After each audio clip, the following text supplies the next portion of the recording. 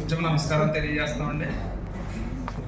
రాష్ట్ర పంచాయతీ సంఘం అంటే ఒక ప్రజాస్వామిక సంఘం. ఇక్కడ కూర్చున్న ప్రతి ఒక్కరికి తెలుసు.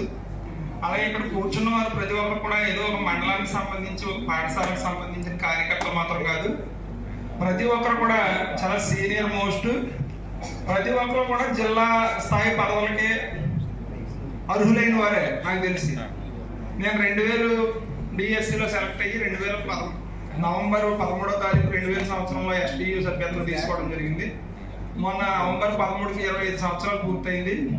ఈ 25 సంవత్సరాల్లో కూడా ఈనాడు వేరే సంఘం వాళ్ళు వచ్చి సుబ్బారావు గారిని మనం జనరల్ ఫండ్ అన్న అడుగుదాం, లేదా మెంబర్షిప్ అన్న అడుగుదాం అనే పరిస్థితి ఈనాడు కల్పించలేదు. నేను ఒక్కడున్నా కానీ ఒకరిని ముందుకు తీసుకెళ్ళడానికి ప్రయత్నం చేస్తూ ఉంటాం. ఆటోమేటిక్గా ప్రతి మండలంలో కూడా మన కార్యకర్తలు బ్రహ్మాండమైన కార్యకర్తలు ఉన్నారు.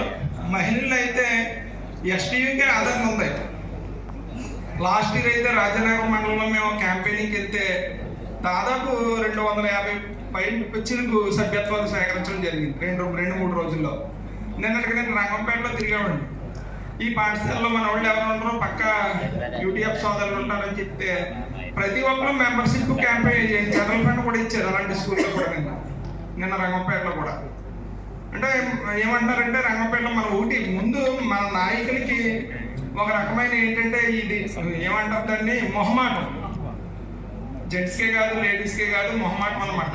ఈరోజు చక్కగా మంచి భోజనాలు పెడతాం, ఏసీ హాల్ ఉంది, అందరు టీచర్లు కలుస్తారు. ఒక ఆదివారం నాడు నాకు వేరే అవకాశం ఉన్నా, చర్చ్ ఉన్నా, టెంపుల్ ఉన్నా, ఫంక్షన్ ఉన్నా మానేసి సంఘానికి వద్దామనే ఆలోచన మనకైతే ఉండదు ఎస్టీయూ.